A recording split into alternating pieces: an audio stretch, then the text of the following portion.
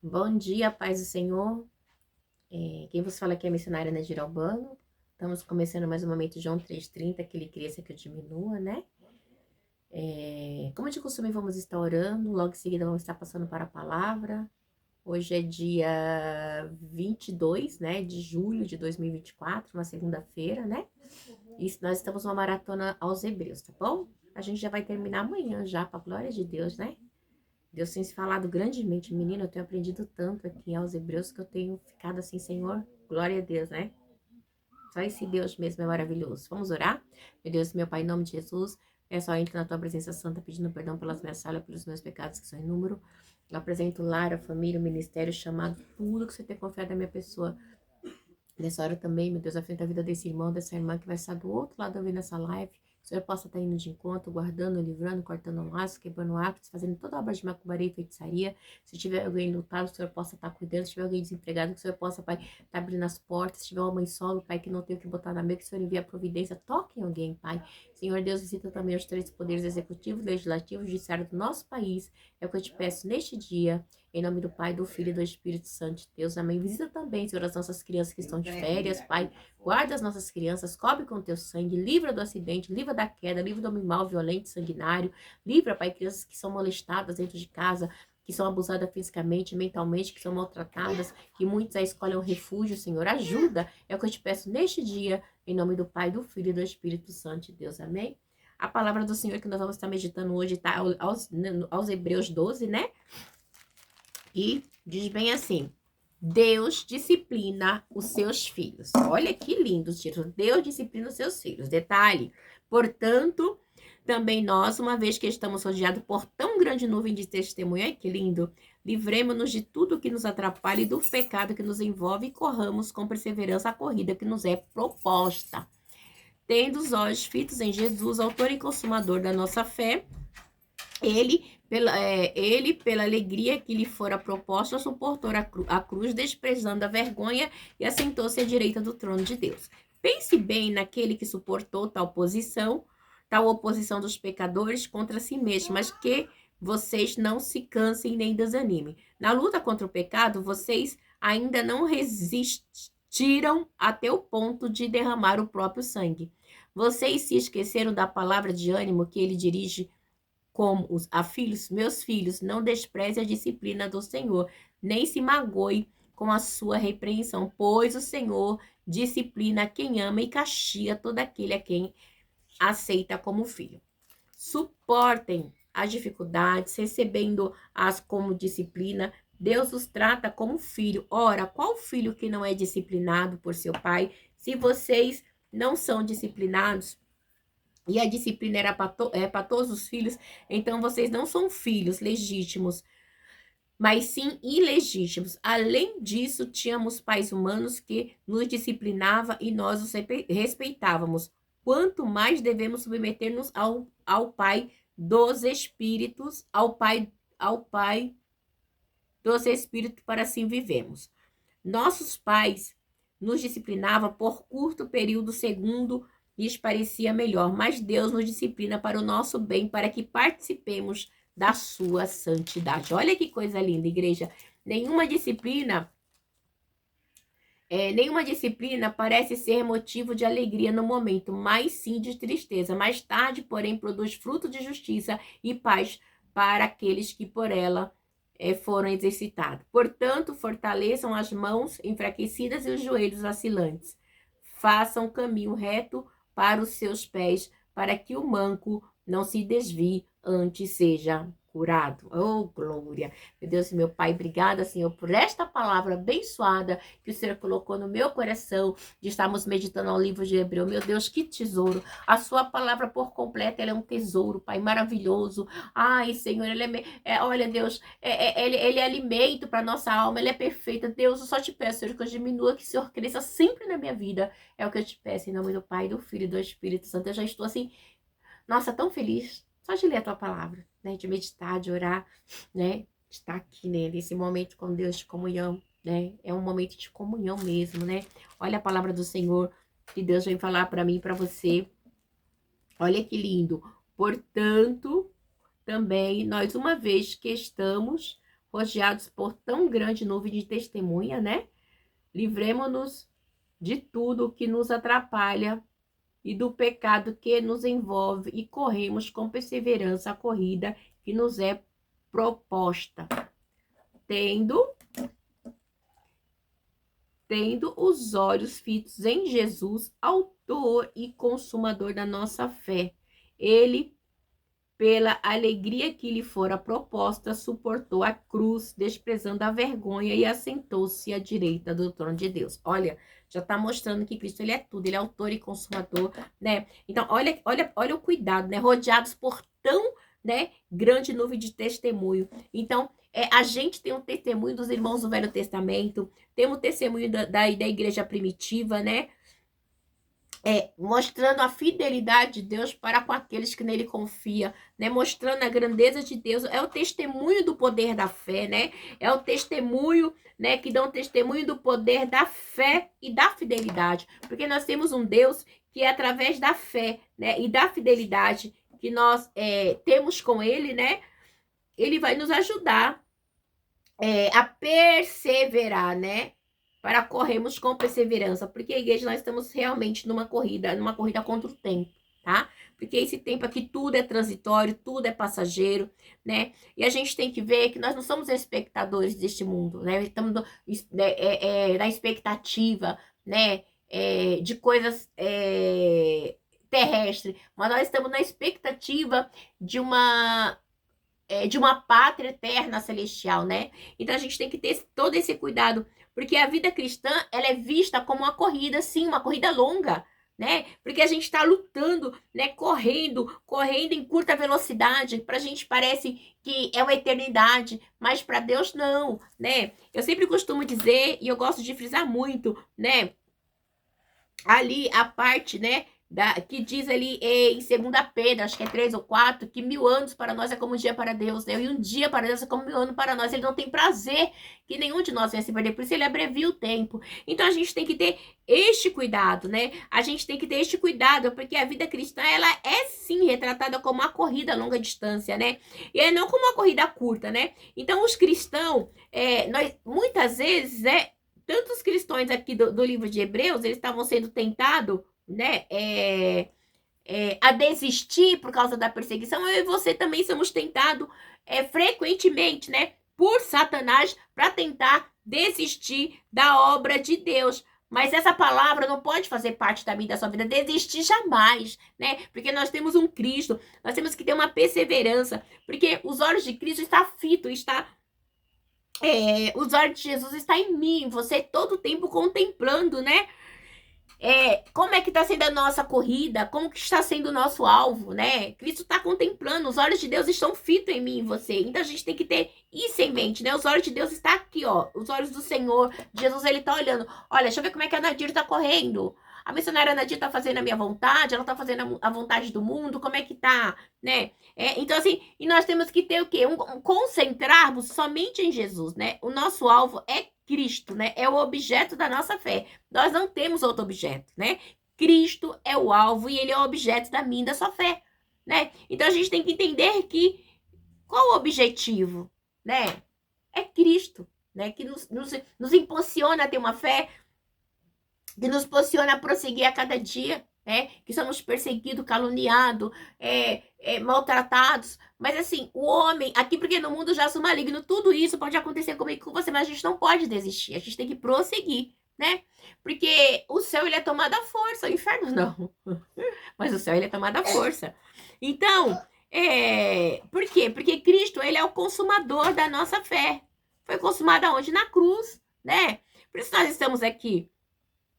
Então, porque a nossa fé teve início nele, e a nossa fé se completa em Cristo. Então, é algo completo, né?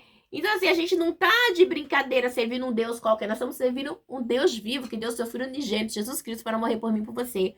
Então, nós temos que prosseguir nessa caminhada e andar nessa corrida, nessa partida, sem parar. Não podemos olhar para trás, não podemos voltar para trás. É prosseguir pro alvo que é Cristo, né? Que é a salvação, né?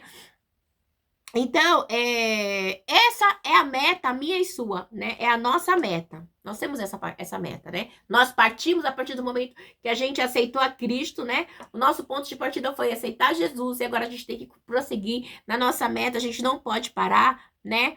Porque Jesus, ele já ganhou essa corrida, ele já está sentado à direita do Pai. E eu e você também temos que vencer, né? Para sentarmos também, para estarmos lá, né? Na glória. Não é algo corriqueiro, né? Não é algo assim, passageiro, transitório, é algo eterno, né?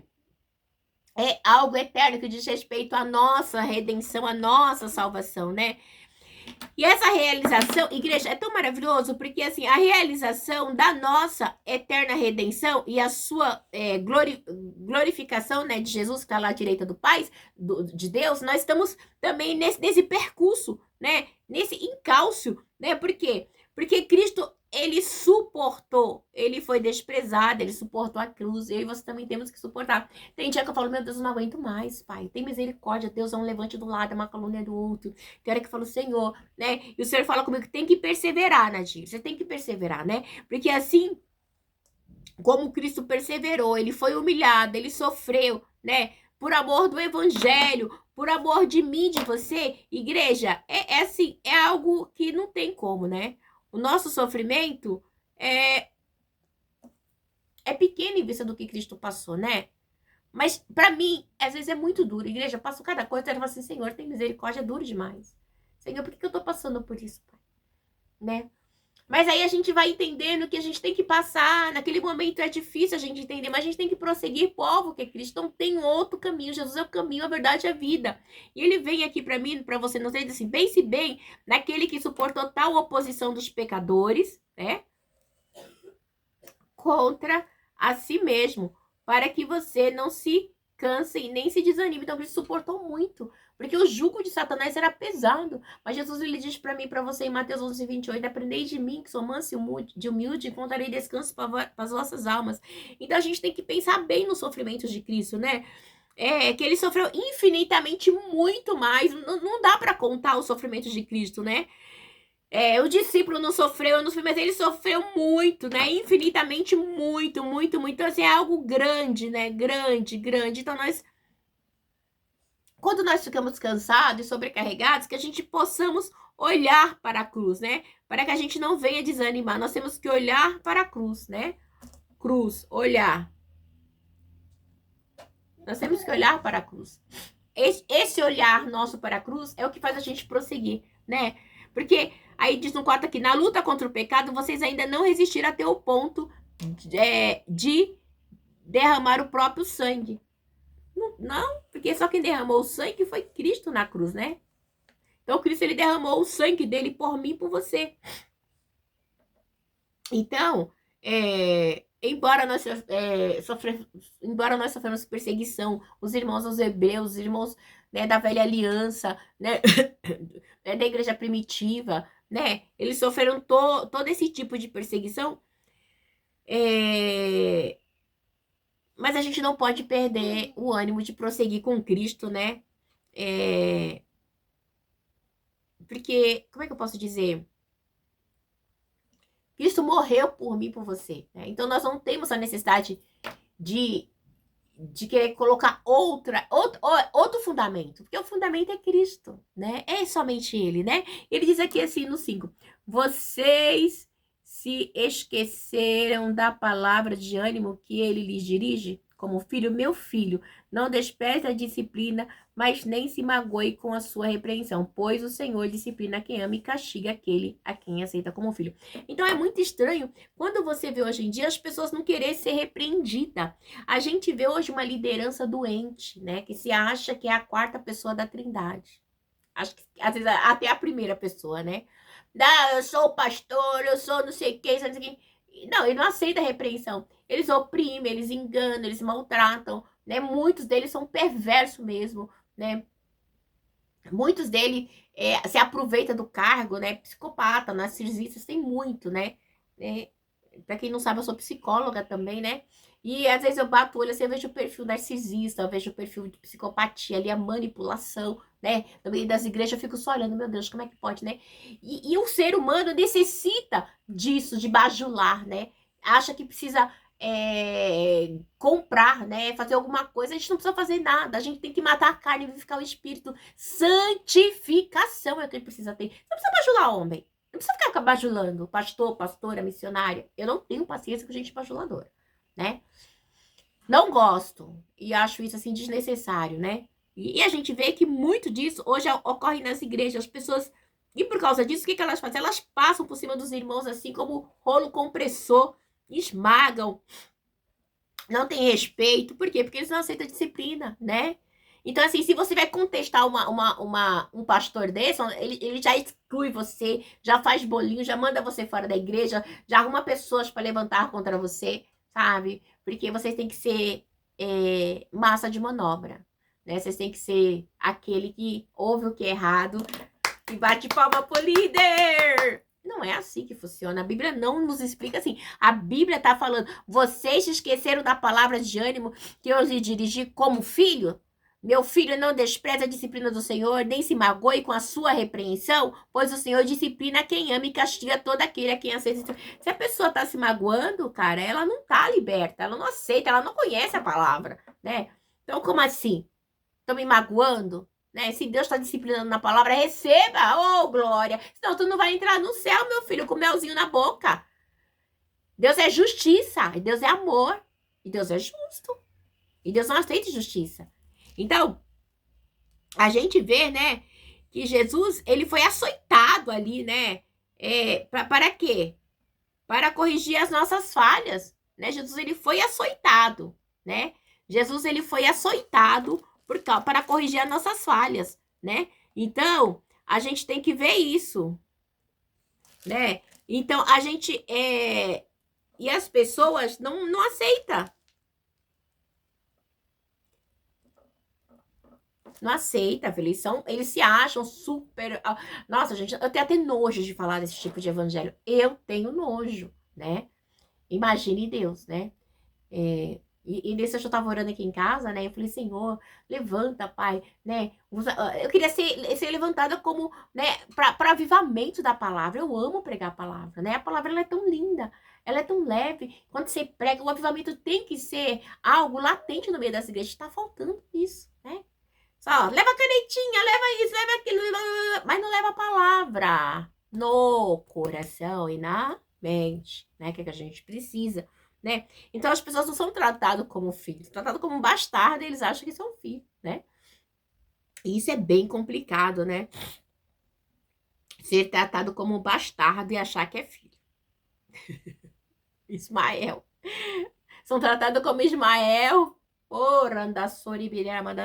né? E querem preferem ser tratados como Ismael do que Isaac. Isaac foi pro sacrifício, Ismael não. E o Senhor falou para Abraão, Abraão, me dá seu filho, seu único filho. Então ele não reconhecia Ismael, né? A gente tem que prestar atenção nisso, né? A gente não pode estar envolvido nesses movimentos, é tanto movimento, igreja, né? A gente precisa de palavra, né? De palavra, né? Diz assim, suporte as dificuldades, aqui ó, do 7. Suporte as dificuldades, recebendo-as com disciplina. Deus os trata como filho. Ora, qual filho que não é disciplinado por seu pai? Qual filho, né? Se você é filho, você é disciplinado. Aí diz aqui, se vocês não são disciplinados, e a disciplina era para todos os filhos, então vocês não são filhos legítimos, mas sim ilegítimos. Ismael, né? Então é bem complicado, né? Deus trata os filhos, né? Quando disciplina, isso evidencia o amor de Deus, né? A disciplina, ela serve de base para o estímulo e perseverança. A gente disciplina, né? Eu disciplino os meus filhos aqui em casa. Às vezes eles reclamam. Oi, eu sou a mãe. Ok, quem manda aqui sou eu ainda. Então, quando você fizer 18 anos e você for dono do seu nariz, é uma coisa. Mas aqui em casa, tal coisa, não aceita. Acabou. Ponto final. Se Deus não concorda, eu não concordo também. Porque na minha casa, quem manda é o pai, o filho, o Deus, depois meu esposo e eu. Então, assim, né? A gente tá... Eu tô num tempo onde crianças são diferentes, são mandona, né? Às vezes meu filho fala assim, ai mãe, nossa, mas o Matheus e o Manuel, na minha época, da Miele, não era assim, né? A gente apanhava, a gente era corrigida. Só que a geração já é diferente, mas a gente castiga, né? O meu pequenininho de 3 anos, eu vou castigar ele e falo, Manuel, não pode. Aí eu dou uma chinelada nele. Mãe, não pode me bater, não. E ele surta. Vocês não têm noção de ver a criança surtada. Ele surta. Mãe, não pode me bater. Mãe, não pode me bater. Então, ele já vem, já nasceu com isso, que ele não pode apanhar. Ele não pode ser reclamado, né? Mas eu falo, eu dou sim uma chinelada. Porque a palavra diz que a gente tem que corrigir o nosso filho com vara. Instrua a criança no caminho que deve andar, né? Então, assim, a psicologia não pode bater, mas eu sou mãe na minha casa. Primeiramente, eu sou mãe, eu sou dona de família, psicóloga depois. Então, assim, e meus filhos, eles têm que ser corrigidos, porque se ele não ser corrigido aqui fora, aqui dentro de casa, o mundo vai corrigir eles lá fora. A gente já corrigindo aqui dentro, já é difícil, entendeu? Não deixe de corrigir os seus filhos. Não deixe. Não aceite que o mundo corrige. Não aceite que a internet dita que seus filhos têm que ser, né? Mas nós estamos num tempo onde a criança todo o tempo está com o celular na mão e tá, igreja. Não adianta a gente querer fugir. Todos os lares tem isso, tá? Mas a autoridade máxima é você. Não vai, pronto, acabou. Não faz, pronto, acabou, né? E os adolescentes de hoje, eles questionam muito. Eu tenho 2 adolescentes que questionam. Eu tenho um filho de 8 anos que questiona. Mas por quê, mãe? Mas por que não posso? Por que eu não vou? Porque eu estou falando não. Ou então porque isso não é legal para você. E a gente tem que sempre estar explicando, né? Não que a gente é ditadora. Então a gente tem que estar explicando. Filha, não pode. Olha, a palavra diz que isso e isso e aquilo. Mas a vida é feita de escolha. Tem um muro. Tem uma separação. Mas se você quiser pular o muro e cair no abismo, o problema é seu. Mas enquanto você estiver aqui em casa, enquanto você não fizer 18 anos, a lei aqui em casa é a lei de Cristo que reina. E pronto, acabou. Né? Porque eu não vou pregar lá fora o que eu não vivo dentro da minha casa. Isso para mim é inadmissível, né? Às vezes eles até reclamam, né? Eles falam, ai, mãe, mas problema de fulano, não me interessa. Na minha casa, quem manda é Deus Pai, Deus Filho, depois eu. E acabou. Simples assim, igreja. Né? Porque eu sou falha, sou. Meu esposo é falho, é. Mas nós somos pai. Aí o Senhor nos corrige também. E a gente tem que corrigir nossos filhos. Né? Há uma hierarquia. A gente tem que estar debaixo dessa hierarquia. A gente não vai espancar nossos filhos, a gente não vai bater, de arrancar sangue. Mas você dá uma palmada na mão, dá uma palmada na mão, sim. Dá uma palmada na bunda, dá uma palmada na bunda, sim, senhora. Você tem que corrigir, sim, senhor. Ok? Porque Deus castiga aqueles que amam, né? Então, a disciplina serve de base para o estímulo, para a perseverança. Então, se você disciplina seu filho, você vai estar estimulando ele a perseverar, né? Aí seu filho chega com uma caneta, de onde que é? Aí você... Oi, essa caneta não é daqui. Ai, mãe, você vai devolver. Se você está num ambiente onde tem mais de 5, 2, 3 pessoas, e você não achou, não é seu, tem dono, então você vai devolver. Simples assim. Né? A gente tem que ter essa postura como mãe, né? E ele vem nos dizer mais, se vocês não são disciplinados e a disciplina é para todos os filhos, então vocês não são filhos legítimos, mas sim ilegítimos. Além disso, tínhamos pais humanos que nos disciplinavam e nós os respeitávamos. Quanto mais devemos submeter-nos ao nosso Pai dos Espíritos para assim vivermos. Nossos pais nos disciplinavam por curto período, segundo lhe parecia melhor, mas Deus nos disciplina para o nosso bem, né? Deus nos disciplina para quê? Para o nosso bem, né? Para participarmos da sua santidade. Porque não tem como, igreja, pelo amor de Deus, tem gente que não quer ser disciplinado, não tem santidade, quer levar uma vida de todo, não tem. Aí diz uma coisa assim, nenhuma disciplina parece ser motivo de alegria no momento. Né? Mas sim de tristeza. Mais tarde, porém, produz fruto de justiça. O que a disciplina mais tarde faz? Produz fruto de justiça, tá? E paz para aqueles que por ela foram exercitados. Então, a gente tem que sim, né? Questionar, falar e advertir, né? Porque os filhos é nosso, né? Então, e produz o quê? Fruto de justiça. Quando a disciplina ela é aceita com submissão, ela é sadia e benéfica, né? Os filhos aceitam, filhos, né? Aceitam. Ismael, não. Só Isaac, tá? Então, assim, aí vai no 12 bem assim, portanto, fortalece as mãos enfraquecidas e os joelhos vacilantes e façam caminhos retos para os seus pés, para que o manco não se desvie antes seja curado. Então, a gente tem que fazer o quê? O que é reto, sempre o que é bom, o que é reto, o que é puro, pertence a Deus, né? Agora, a pessoa que anda, né, que não faz o que é reto, que não faz o bem, não tem uma vida espiritual, né? O bem espiritual, né? Ela te prejudica, é uma moral. É manco, né? Uma pessoa que, né, que não se preocupa em receber a correção de Deus, uma pessoa manca, tá? Manca. Olha que palavra forte, tá?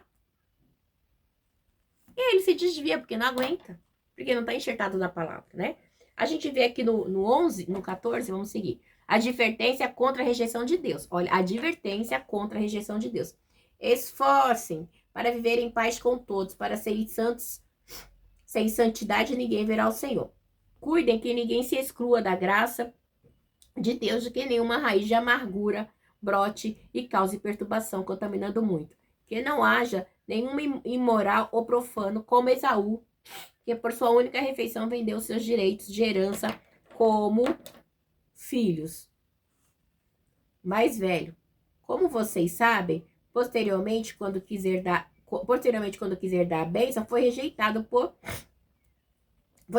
e não teve como alterar sua decisão, embora buscasse a bênção com lágrima. Então, assim, a gente sabe da história de Esaú, né? Da primogenitura, que ele chegou e trocou por um prato de lentilha. Ele desprezou o seu direito. Era um direito dele, sim, como primogênito? Era, claro que era. Mas ele fez o que? Ele simplesmente rejeitou, chegou com fome. Ai, né? Ele rejeitou e Jacó simplesmente queria a bênção, né? Mas também a gente entende que houve uma permissão também, porque Deus já havia falado que o menor ia reinar sobre o maior, né? No ventre de Rebeca. Então, a gente não consegue entender, mas Deus já tinha um objetivo sobre a vida de Jacó, que depois seu nome é mudado para Israel, que é a descendência de Israel. Então, Deus já tinha uma escolha. Vou dizer que Deus preferiu ele? Não sei. Mas Deus conhece, né? Deus, ele conhece o futuro, ele sabe, né? O caráter de cada um, né? Eu creio muito que está embasado no caráter, né? No caráter da pessoa. Porque quando a gente se exclui da graça de Deus, né? A gente deixa de tomar posse da graça de Deus. Então, se você exclui, você não quer, você rejeita. Então, assim, já era. Né? É uma experiência experimentada que todos nós experimentando. Mas, assim, a gente não pode deixar o quê? A raiz de amargura. Depois aí ficar amargurado, com raiva, achando que Deus é culpado. Não, culpado somos nós, né? Orgulho, animosidade, rivalidade, né? Ou qualquer outro sentimento danoso ao próximo, não podemos ter. Sentimentos ruins, né? Sentimentos ruins. Como assim? Tem pessoas que é perversa, igreja, dentro da igreja. Daí a gente vê que Esaú desprezou o seu direito de filho, mas ele depois ainda ficou com raiva, né? E foi lá e queria matar Jacó. Jacó teve que fugir, então teve toda uma situação, né? Então a gente vê também, e passar que Jacó mentiu, enganou, a gente sabe toda essa história. Mas a gente vê aqui no 18 assim: você não chegaram ao monte, se podia tocar o que estava em chamas, nem treva, na escuridão, nem a tempestade.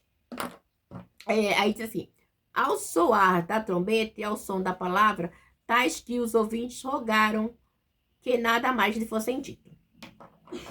No 20. Pois não podiam suportar o que lhes estavam sendo ordenado. Até um animal se tocar no monte deve ser apredejado. O que acontecia? Ele já começa a falar aqui da lei mosaica, né? Da lei da lei de Moisés. Então, a lei mosaica, ela era feita de rituais, né? Ela tinha muito, não pode fazer, não pode tocar, né? Isso é do jeito. Então, tinha muitas coisas. Então, e isso produzia a morte do homem, né?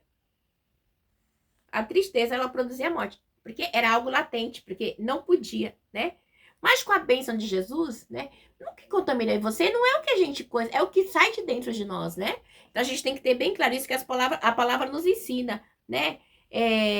Então, e a gente vê que com isso muitas pessoas, elas não conseguem entender, elas acabam transgredindo a fé, né?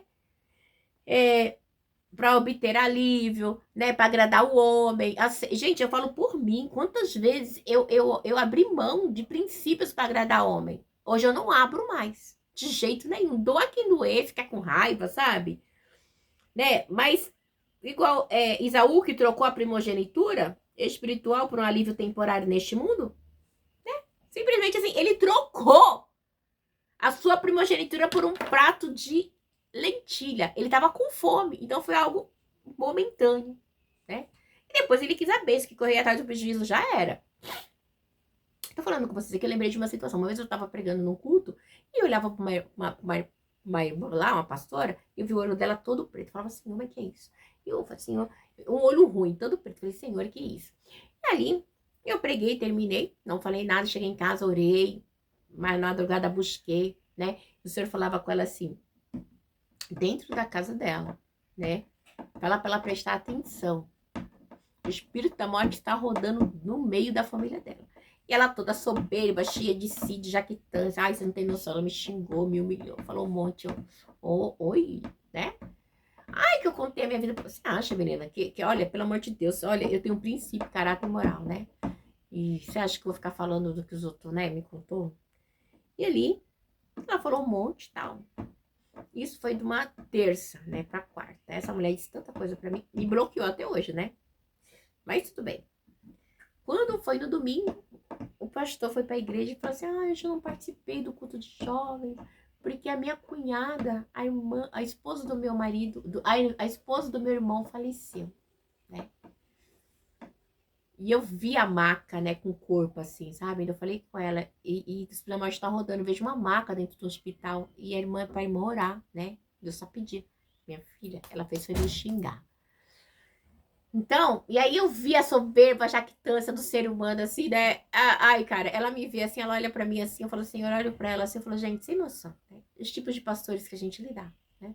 Deus ainda tentando mostrar pra ela que ela poderia estar orando por ela. Eu não sei se ela tinha, era de mal da cunhada dela, eu não sei qual era o problema, mas Deus me mostrou, eu avisei ela, e ela veio soberba pra cima de mim, falou mal de mim, né? Ficou me denegrindo na igreja, mas ela e Deus, né? Eu sei que o que eu fiz, Deus já tinha tocado no meu coração, eu só passei o que Deus mandou. E as igrejas, a gente passa muito por isso, né?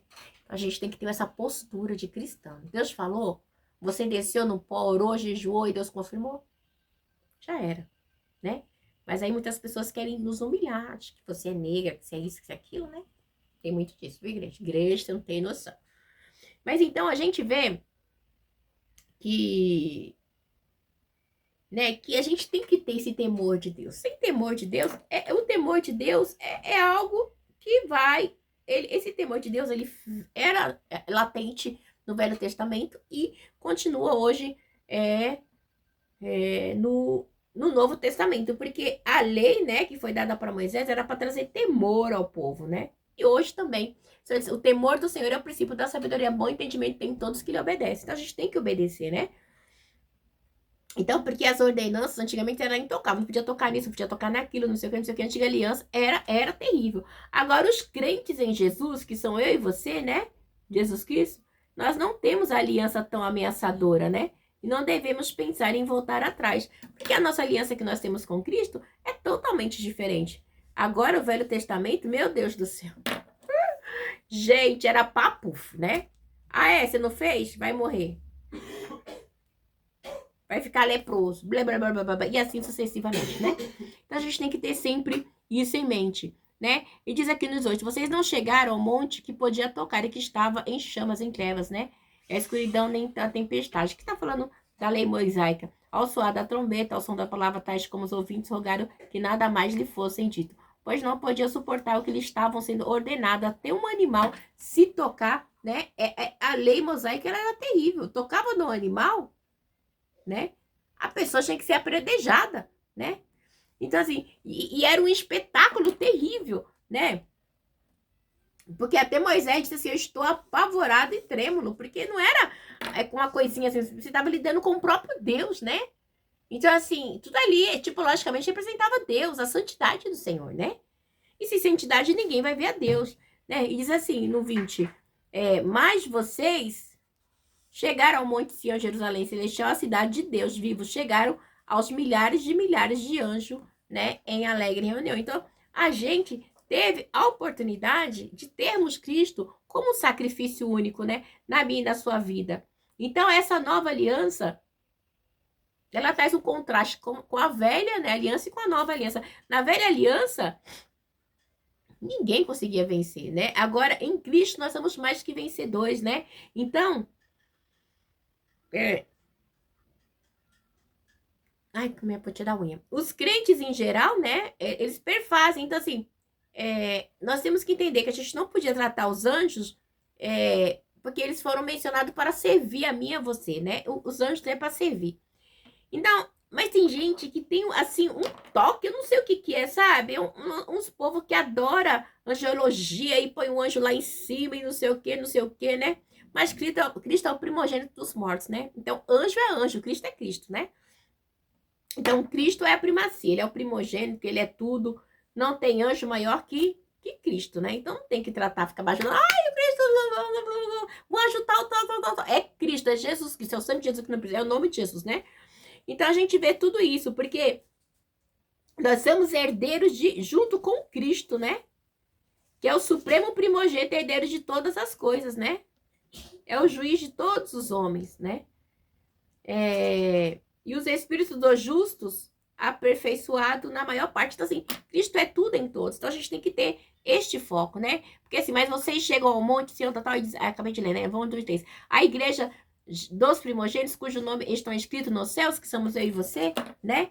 Vocês chegarão a Deus, o juiz de todos os homens, ao Espírito justo aperfeiçoado. Então, assim, Deus é o juiz de todos, ele é justo, é o justo juiz, é aperfeiçoado. E Jesus é o mediador de uma nova aliança, né? Jesus é o mediador de uma nova aliança, né? Que fala melhor do que, né? Do que a aliança mosaica. Então, Cristo, ele é, né? Então, assim, a gente vê também que o sangue de Abel clamava ali, né? Então, assim, é muita coisa. Então, Cristo fala de tudo, é melhor que tudo. Então, assim, a gente tem que ter muito cuidado. Não rejeite aquele que fala, não rejeite a Cristo, não rejeite ao chamado, né? Porque o sangue de Cristo, ele foi derramado, né? Ele fala de perdão, o sangue de Cristo, ele fala de aspersão, de reconciliação, o sangue de Cristo, né? Não tem jeito. Não adianta você querer botar outro fundamento, porque é só o sangue de Cristo, né? A gente vê que o Senhor falou para Caim assim, o sangue do seu irmão clama por justiça, agora o sangue de Cristo clama muito mais, né? Então, é bem complicado a gente querer viver uma vida que não é nossa, né? Porque nós temos que morrer para ficar Cristo na minha e na sua vida, né? Diz assim no 25, cuidado, não rejeite aquele que fala. Se os que se recusarem ouvir aquele que os advertia na terra, não, olha só, você vê como é que é? Isso aqui é tremendo. Escaparam quanto mais nós nos desviamos daquele que nos adverte dos céus, né? Então, quantas pessoas tá aí, né? Se Deus adverte a mim e a você. Tem isso que eu acabei de falar, a gente meditou ali, né? Tem gente que acha que não, ele não pode ser, sabe, castigado, ele não pode ser, como é que se diz? Ele não pode ser,